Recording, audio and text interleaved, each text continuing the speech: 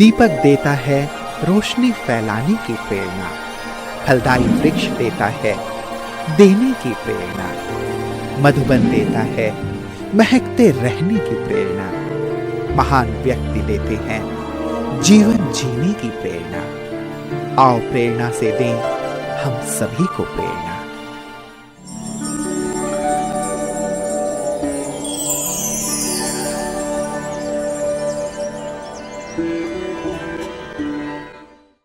करनाल हरियाणा राज्य का एक विकसित शहर है जो औद्योगिक एवं कृषि क्षेत्र में अग्रसर है। इस शहर को महाभारत काल के महायोद्धा कर्ण की नगरी माना जाता है। करनाल सदर बाजार ब्रह्मा कुमारी ईश्वरीय विश्वविद्यालय की सह संचालिका के रूप में है राजयोगिनी ब्रह्मा कुमारी रंजना दीदी जी। आपका जन्म 1979 में मध्य प्रदेश के सागर जिले में हुआ। बचपन से आप खेल कूद एवं रचनात्मक कार्य में विशेष रुचि रखते थे। आप सहनशीलता, कर्मठता, त्याग, धैर्यता आदि गुणों से भरपूर है। परमात्मा की खोज में आपको सन 2002 में ईश्वरीय ज्ञान प्राप्त हुआ। सन 2003 में अव्यक्त बाप दादा से मिलन मनाकर सन 2005 से आपने अपना जीवन ईश्वरीय सेवा में समर्पित किया। तब से हरियाणा के इंद्री और रादौर में आप अपनी ईश्वरीय सेवाएं प्रदान करते हुए सन 2006 से करनाल सदर बाजार के आदरणीय किरण दीदी जी के सहयोगी बनकर करनाल क्षेत्र की ईश्वरीय सेवाओं को आप संभाल रही है।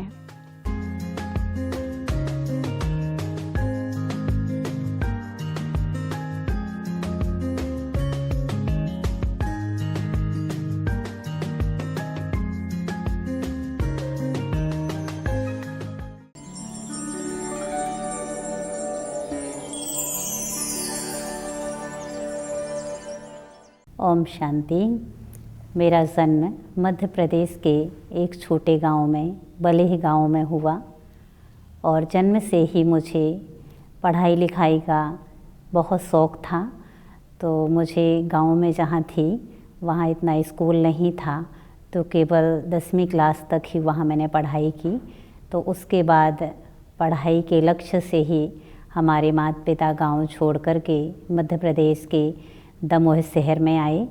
तो वहाँ मैंने आगे मेडिकल साइंस से बीएससी की और फिर मैं स्कूल में टीचिंग भी करने लगी और 5 वर्ष तक मैं टीचर रही। वहाँ प्राइवेट स्कूल में मैंने जॉब की।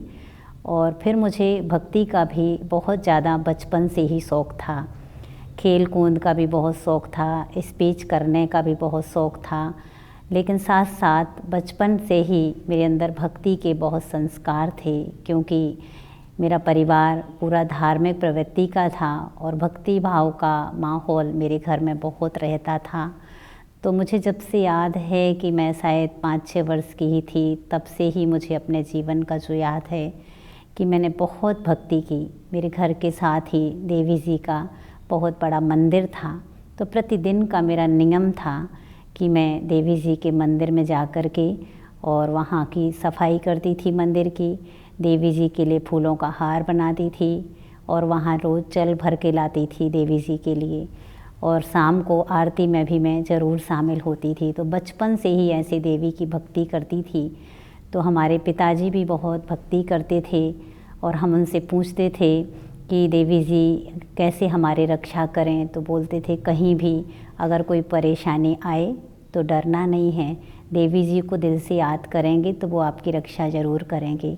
तो एक घटना थी कि बचपन में ही जब मैं 10-12 साल की ही थी, तो बच्चों के साथ ऐसे झील में हम एक नहा रहे थे।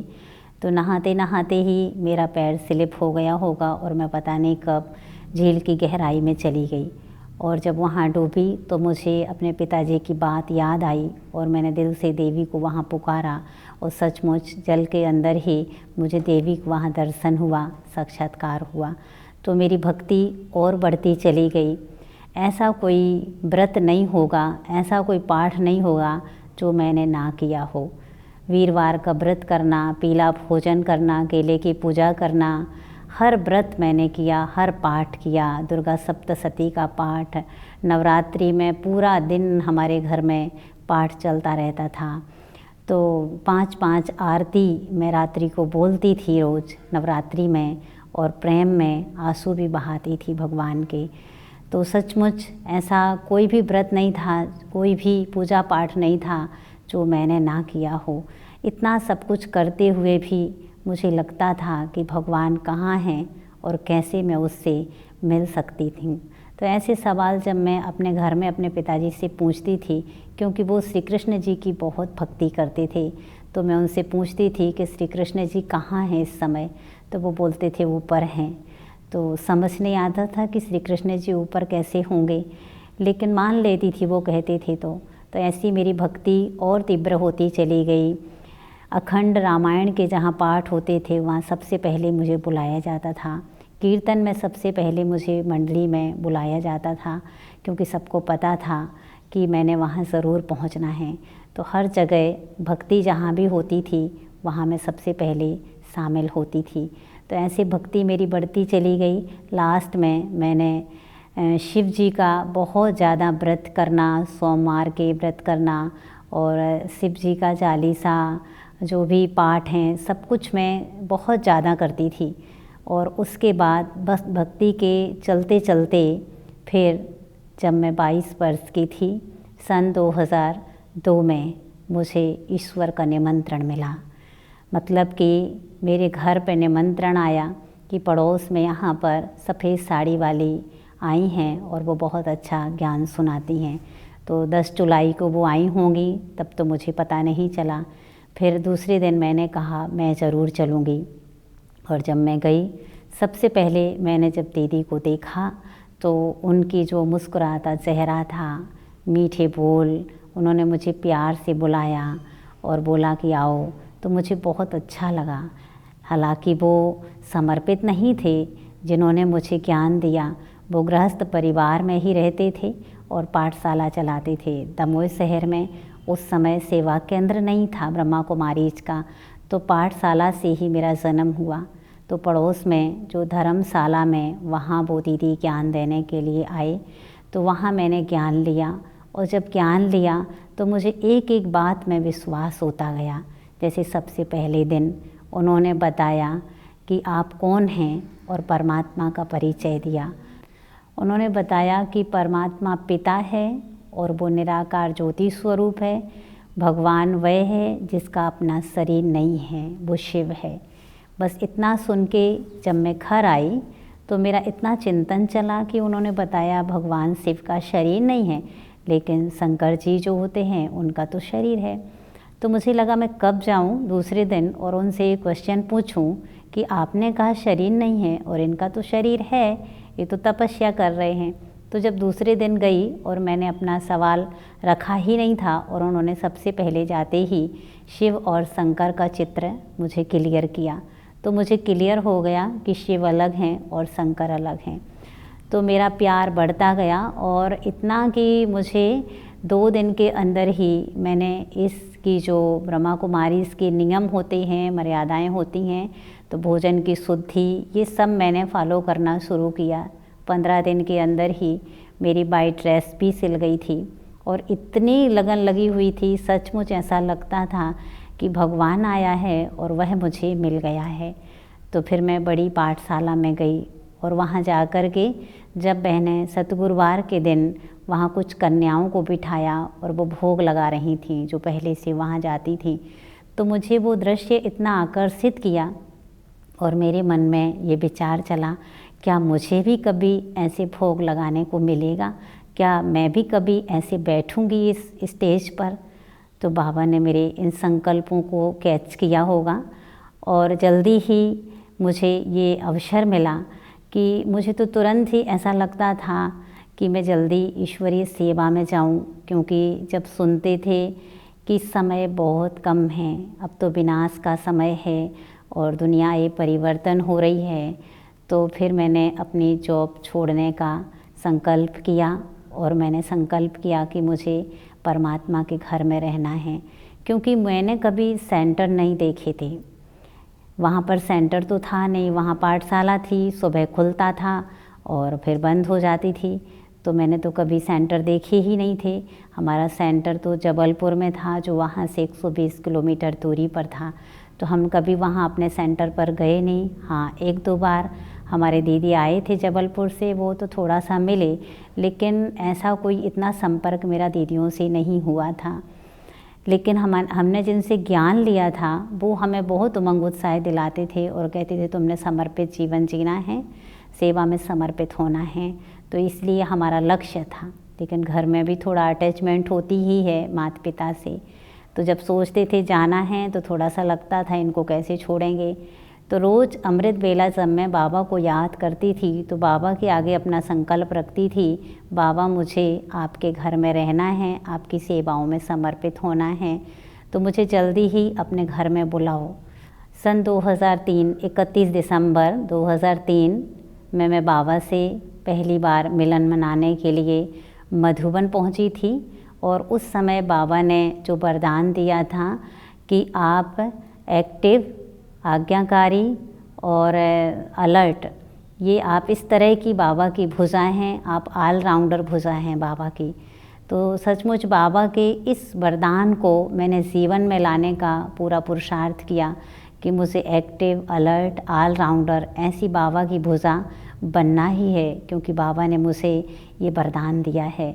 और जब बाबा से पहली बार मिली तो इतना नशा था कि जिस भगवान को मैं इतने समय से ढूंढ रही थी, इतनी भक्ति कर रही थी, वही भगवान घंटों मेरे सामने बैठा है। तो बहुत खुशी और बहुत उमंग उत्साह था और बहुत बाबा से प्यार मिला और बहुत शक्तियाँ मिली, बहुत मेरा उमंग उत्साह और बढ़ा। तो फिर मैं सन 2005 में ट्रेनिंग में आई और उस समय हमारी 1 मास की ट्रेनिंग तो माउंट आबू में हुई। हम दादियों की बहुत करीब रहे, दादियों से और वरिष्ठ दीदियों से हमने बहुत पालना ली। छोटी छोटी नियम मर्यादाएं, सेंटर पर कैसे रहना है, बड़ों के साथ कैसे चलना है, छोटों के साथ कैसे चलेंगे, भाई बहनों के साथ कैसे रहेंगे, एक एक नियम मर्यादाएं दादियों ने, दीदियों ने जैसे एक माँ की तरह समझाया। टीचर बनने की प्रेरणा हमें ट्रेनिंग से ही मिली, क्योंकि शुरू में तो उमंग उत्साह दिया कि सेंटर पर रहना है। जब ट्रेनिंग में आए तो ट्रेनिंग में समर्पित जीवन क्या होता है उसकी वैल्यू बताई, सेवा की वैल्यू बताई। तब से मुझे और मेरा लक्ष्य पक्का हो गया कि अब यही समर्पित जीवन ही मुझे जीना है। और दादियों ने हमें ट्रेनिंग में इतना पक्का कराया कि ओखली में सिर दिया तो मूसलों से क्या डरना। मतलब अगर अब जीवन को समर्पित कर रहे हैं तो पीछे मुड़ के कभी भी देखना नहीं है।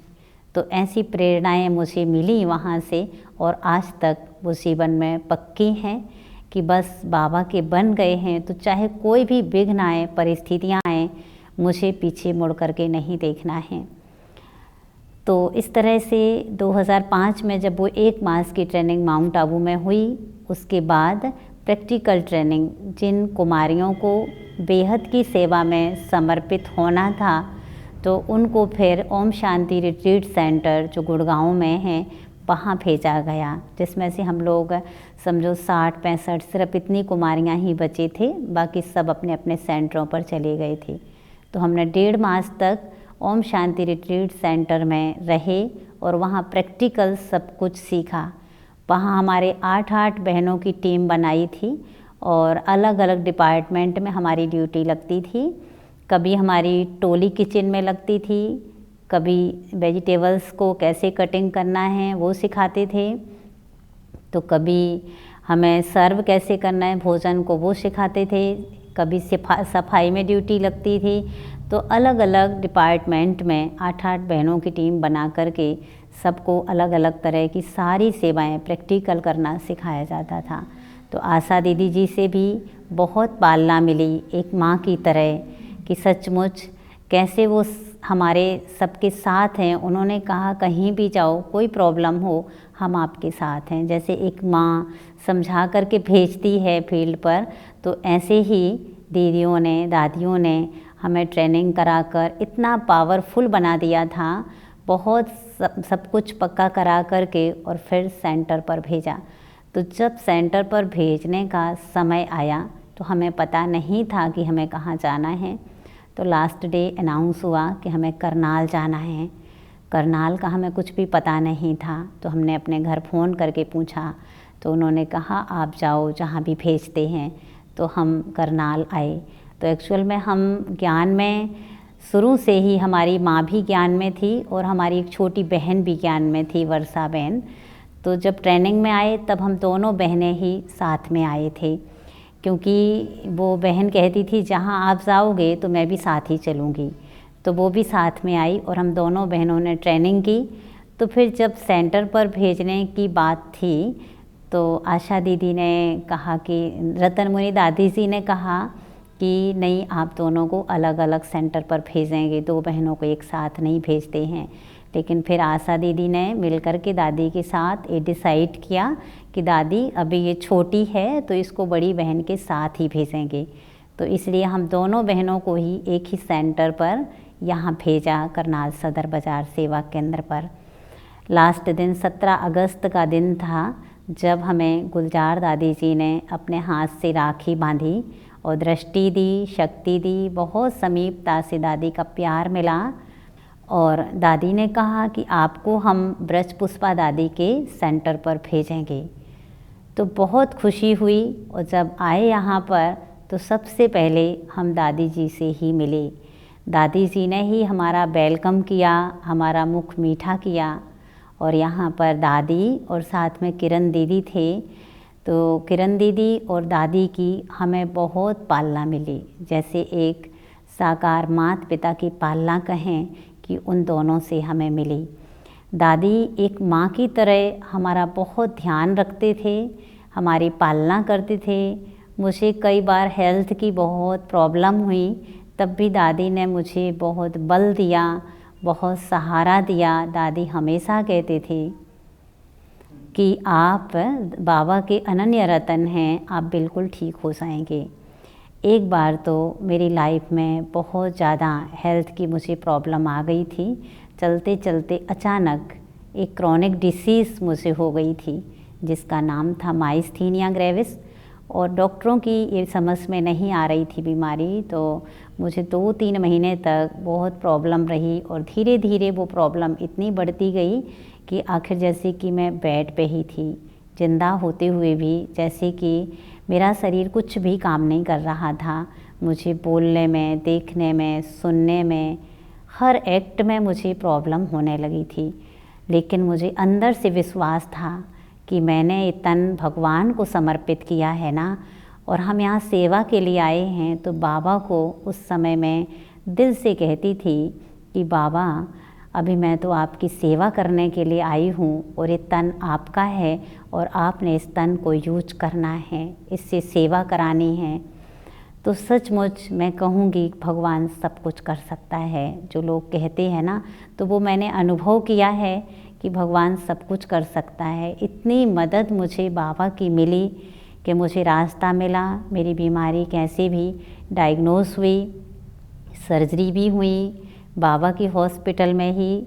और लेकिन मुझे कोई चिंता नहीं, कोई डर नहीं। माउंट आबू जब दादियों के पास गए अपनी प्रॉब्लम को लेकर के, क्योंकि यहाँ डॉक्टर ने कहा कि आपकी सर्जरी कोई बड़े हॉस्पिटल में ही हो सकती है, रतन मुनि दादी जी से मिले तो उन्होंने कहा निर्भय भाई जी से मिलें। और निर्भय भाई जी ने भी मुझे काफ़ी सहयोग दिया हेल्थ प्रॉब्लम के बारे में। उन्होंने बनारसी डॉक्टर को साथ में भेजा। अहमदाबाद के हॉस्पिटल में मेरी सर्जरी हुई। और जिस दिन मुझे सर्जरी के लिए माउंट आबू से हॉस्पिटल से जाना था, तो उस दिन का भी मेरा विशेष अनुभव है कि जैसे बाबा ने मुझे, जो महावाक्य उस दिन मुरली में चल रहे थे, बाबा बोल रहे थे, बच्चे तुम अकेले नहीं हो, 1000 भुजाओं वाला बाप तुम्हारे साथ है। तो लग रहा था कि ये महावाक्य बाबा मेरे लिए बोल रहे हैं, बाबा का वरदानी हाथ तुम्हारे सिर पर है। तो ऐसे जीवन में कई परीक्षाएं आईं, लेकिन हर समय बाबा का साथ मिला, बड़ों का साथ मिला, बड़ों की दुआएं रहीं। दीदी ने भी जैसे कि मुझे हर समय उमंग उत्साह दिया, क्योंकि सेवाओं के फील्ड में किरण दीदी थे। तो उस समय दीदी मुझे जब आए थे तो हम जैसे थोड़ी सी भी सेवा करते थे तो दीदी हमारा उमंग उत्साह बढ़ाते थे। जैसे जब हम ट्रेनिंग से सीख करके आए थे, जो चीज़ें टोली बनाना सीखा, तो यहाँ हमने आते ही सब कोकोनट की बर्फ़ी बनाई, केक बनाया, तो दीदी ने हमारी बहुत तारीफ़ की, तो हमारा उमंग उत्साह और बढ़ जाता था।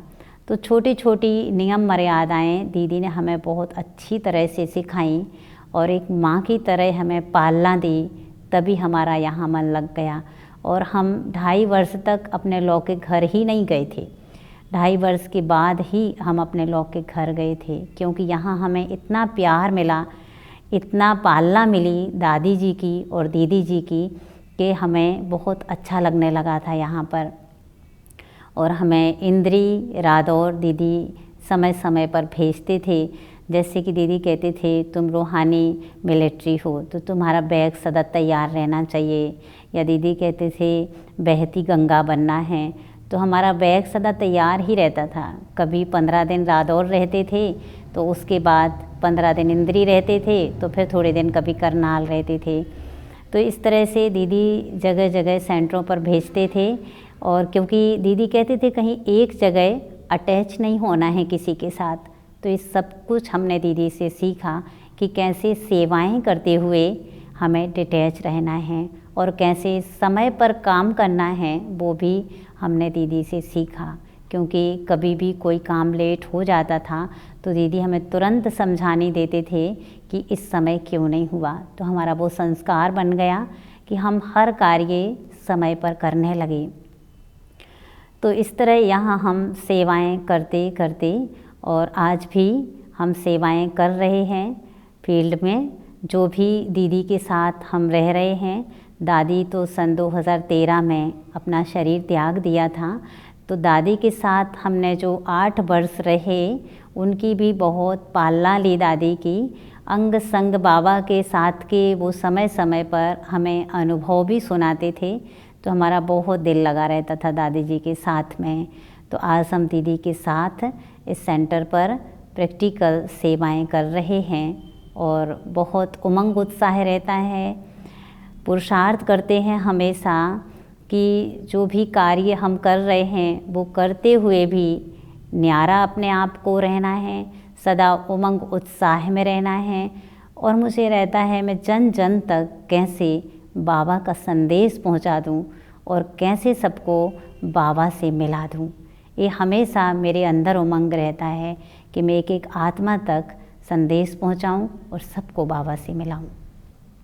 वर्तमान समय मेरा यही पुरुषार्थ रहता है कि मैं सबको सुख दूं और सबसे दुआएं लूं, क्योंकि जैसे बाबा कहते हैं कि इस समय दुआओं की बहुत ज़रूरत है सभी को, तो मैं सबको दुआएं देती भी हूँ और सबसे दुआएं लेती भी हूँ।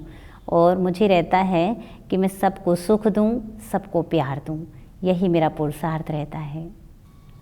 दादी जी, जैसे रतन मुनि दादी जी ने हमारी ट्रेनिंग में बहुत पालना की, और बाद में भी हमें समय समय पर जब भी हम जाते थे माउंट आबू, तो दादी को हमेशा याद रहता था हमारे बारे में। तो दादी देखते ही बोलते थे वो तुम दोनों बहनें हो ना जिनको भेजा था हमने ब्रजपुष्पा दादी के पास में। तो हमें बहुत अच्छा लगता था कि हम दादी की नज़रों में हैं। और जब मुझे हेल्थ की प्रॉब्लम हुई थी तो मैं जब सबसे पहले दादी जी से मिली थी जा कर के, तो दादी जी ने मेरे सिर पर हाथ घुमाया और बोला डरना नहीं, घबराना नहीं, बाबा साथ है। तो इस तरह से समय समय पर दादियों की मदद मिलती रही और दादियाँ मुझे हिम्मत देती रहीं और दादियाँ मुझे सहयोग देती रहीं। सेवा क्षेत्र में विशेष जैसे सब तरह की वैसे तो मुझे जिम्मेवारी बाबा ने दी, लेकिन विशेषकर ब्रह्मा भोजन बनाने की सेवा थी, स्पीच करने की सेवा थी, मंच संचालन की सेवा मुझे शुरू से मिली थी। गांव-गांव में पाठशालाओं में जाकर के भी सेवा करती थी। तो आज जो वर्तमान समय है, कोर्सेस कराना है, बाबा के घर को संभालना है, ब्रह्मा भोजन बनाना है, अकाउंट बनाना है, ये सारी सेवाएं, सारी जिम्मेवारी बाबा ने मुझे दी हुई है। जीवन में मेरी विशेष धारणा ये है कि मुझे कभी भी हिम्मत नहीं हारनी है, क्योंकि भगवान उनको मदद करता है जो हिम्मत रखते हैं। और ये मैंने अपने जीवन में अनुभव भी किया है कि जब हम हिम्मत रखते हैं तो बाबा की मदद मुझे मांगनी नहीं पड़ती है, अपने आप ही मिलती है। तो कोई भी परीक्षा आए, उस परीक्षा में मुझे अटल रहना है, घबराना नहीं है। बाबा की याद से उस परीक्षा को मुझे पास करना है। अंत समय को ध्यान रखते हुए मैं यही पुरुषार्थ करती हूँ, अपने मन और बुद्धि को न्यारा रखती हूँ, सेवाएं करती हूँ, लेकिन कहीं भी मैं अटकती नहीं हूँ। अपने मन और बुद्धि को डिटैच रखती हूँ, सदा उमंग उत्साह और खुशी में रहती हूँ और सबको बाबा से मिलाने का मैं पुरुषार्थ करती हूँ। भाई बहनों के लिए मेरा यही संदेश है कि हर समय श्वास संकल्प बाबा की सेवा में सभी अर्पित कर दें, सब खजानों को सफल करें। थोड़ा समय है, इस थोड़े समय में ही जो भी पुरुषार्थ करना है, जल्दी जल्दी सारा पुरुषार्थ करके अपने आप को संपूर्ण बनाएं।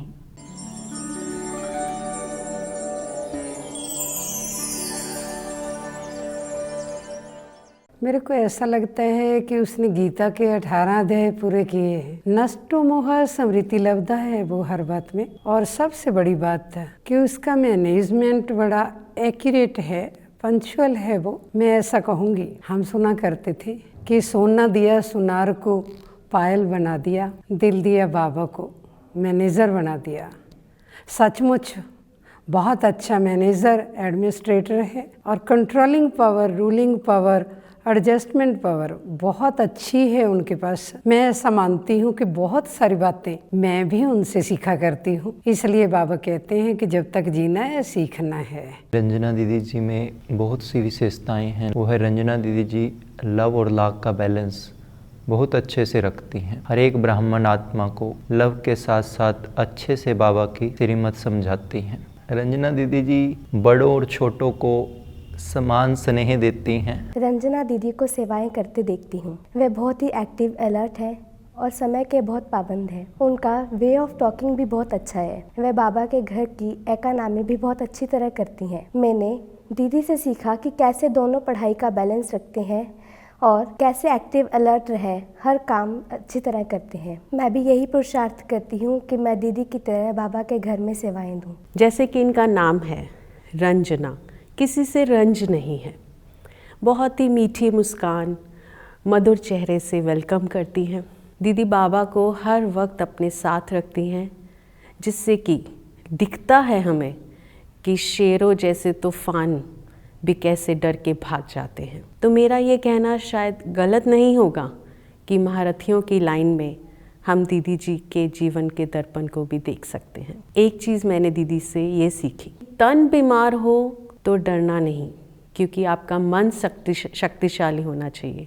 अगर मन शक्तिशाली है तो तन की बीमारियां भी भाग जाती हैं। दीदी के शरीर का हिसाब किताब जैसा भी चलता है, ऊपर नीचे जैसा भी चलता है, वो फिर भी अपनी अथक सेवाएं देती है और हिम्मत से करती है। ये चीज़ देख करके हमारे अंदर भी इतनी हिम्मत आ जाती है और हम भी आगे बढ़ जाते हैं। दीदी यज्ञ रक्षक हैं, वो हर एक चीज़ का बहुत ध्यान रखते हैं, छोटी छोटी चीज़ों को वेस्ट नहीं करने देते, बहुत सुखदाई है। हर एक सेवाधारी का बहुत ध्यान रखते हैं, एक एक को बड़े प्यार से चलाते हैं और हमें भी बहुत प्यार देते हैं।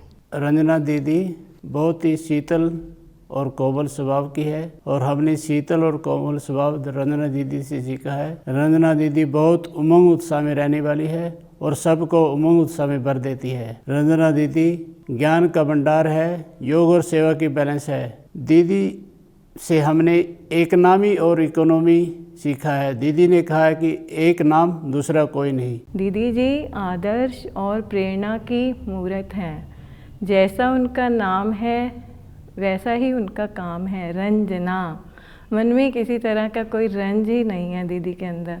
और दीदी सेवाओं की भाग दौड़ में इतनी अथक भाव, निष्काम भाव, मैंपनी नहीं है दीदी में, निमित भाव, सदा यही स्मृति रहती है दीदी जी को कि करावनहार बाबा ही करा रहा है। रंजना दीदी जी की विशाल बुद्धि है। दीदी जी में बहुत बड़ी विशेषता है कि वह अथक हैं। उमंग और उत्साह के पंख से सदा उड़ती रहती हैं। दीदी जी यज्ञ के प्रति समर्पित हैं। दीदी जी में हमें मम्मा की झलक दिखाई देती है। हाँ जी का पाठ पक्का है। दीदी जी ज्ञान के शंख से याद में रहकर सेवा करती हैं, सदा हल्की रहती हैं। दीदी बहुत अच्छे से हमें मुरली सुनाकर मुरली का गहरा ज्ञान मनन चिंतन कराती हैं। योग बच्चियों के द्वारा भी हमारी उन्नति का हर टाइम ख्याल रखती हैं। और दीदी की इतनी मीठी वाणी है कि उसको सुनते हम सहज ही बाबा की तरफ आकर्षित होते हैं। बाबा का ज्ञान तो हमें बाद में समझ आया, सबसे पहले दीदी ने हमें अपनी मधुर वाणी से बाबा की शिक्षाओं को हमारे अंदर धारण कराया। और दीदी की मैनेजमेंट और व्यवस्था सारी बहुत अच्छी रहती है।